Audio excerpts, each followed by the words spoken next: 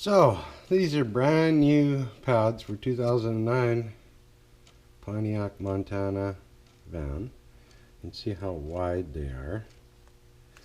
And these are the ones that were on there are just about down to nothing. Just about. Like one more week of driving on that pad and that would have been toast. And these are beautiful. They'll be good for another 5 years, I bet. So that's what I'm doing, changing these pads. So it's not a case of just changing the pads. Spring steel keepers here that have to be changed. And we're going to put these new ones on, and they go on pretty simple. So it's pretty easy. You just take this clip here, take it off, make sure you got this the right way up, like that. Hook it around the corner, push them into place, and that's it. Then you got to put the pads in. So you have, these pads have indicators here. When you pads get thin, they make noise. Usually put those on the inside because the inside pad wears down the quickest because it's nearest to the piston. So we put these on the inside. So they're just going to slide in here like that, and we take one without the tab for the outside, and you got to put it in from the inside.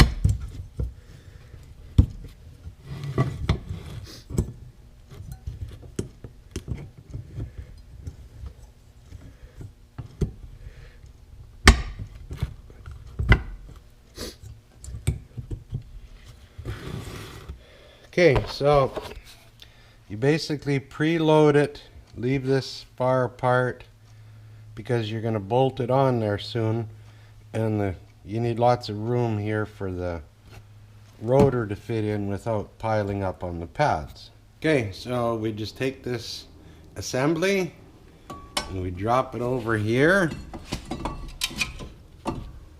where it's got to go, and then there's the two bolts here that hold it on. Probably can't see that too well.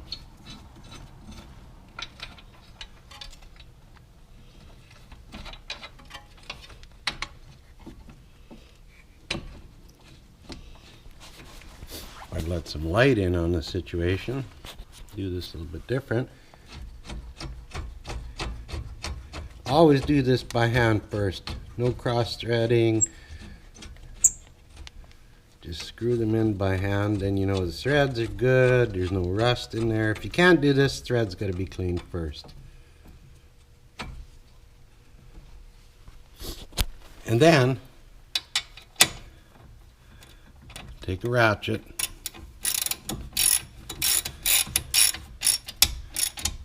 snug them up.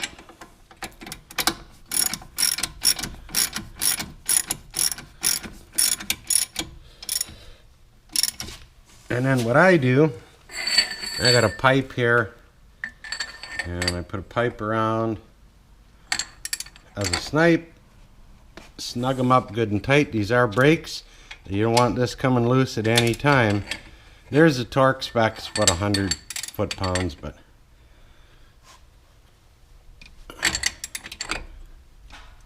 okay. So here you go. Then you're just going to push these pads back against the rotor, like that, tight. Okay, so these are the slide pins. The caliper slides on these as the pads wear down. It allows the housing that you just put together to move. So what you need to do is put some lube on them so that you don't get any rust or corrosion. I just used like a lithium grease here.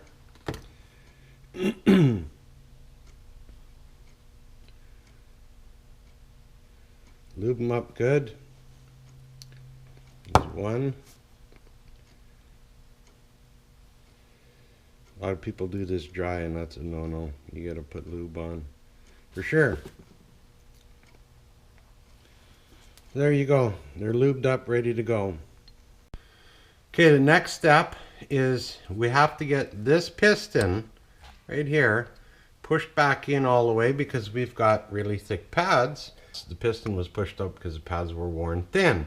So what we have to do is have a tool, this piston press, so to speak, and you take an old brake shoe, one of the worn ones, and you put it in that way, and you put the tool in exactly like what we got, and then you crank this,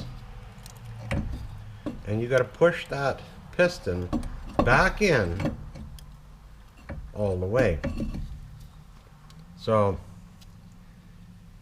you'll see where it is right now. Okay, so you crank this in and keep cranking until the piston bottoms back down all the way. Keep going right down completely, and then it gets hard to turn, so you know you're bottomed out. And you take the tool out, take your old pad out, and then you can see that that piston's pushed in all the way. Now if that piston's binding when you're pushing it back in, you know you got a bad piston. So if you keep doing that, you're going to scar it, and then it's going to bind up and give you nothing but grief. So only do this if the piston is moving back smoothly like that one did. Okay, now we got to go under the hood, and here's your brake fluid reservoir right here. And there's a level to it. Pretty hard to see, but there's a high line, a max, and a min right in there.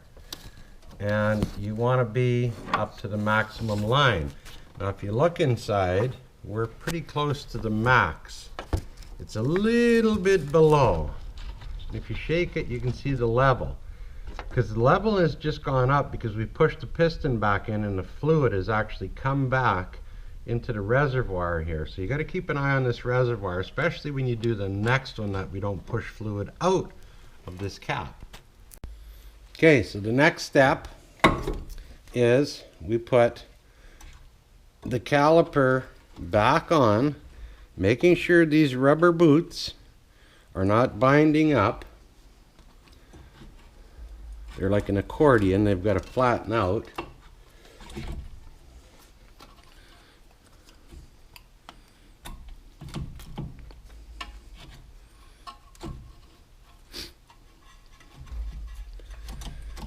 And you kind of wiggle it, and then you can see these boots here have to be nice. You can't have them bunched up because the bolt's got to go through there. They're to save that grease that you put on there. So then take a bolt, and you're going to have to move this a little bit, get it going, get it started. And the same thing in the bottom. Oh.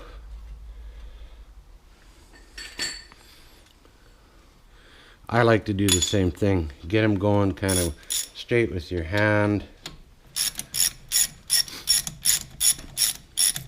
Get them started all the time first. By hand. Before you cross thread anything. Okay, that one's pretty snug.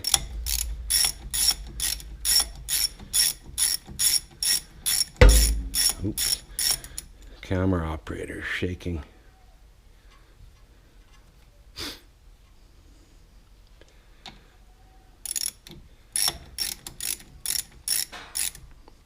Okay, same thing applies here. Needs a little bit of torque, so I use a pipe for a snipe. A pipe for a snipe! Snug them up good. They probably need around 100 foot-pounds.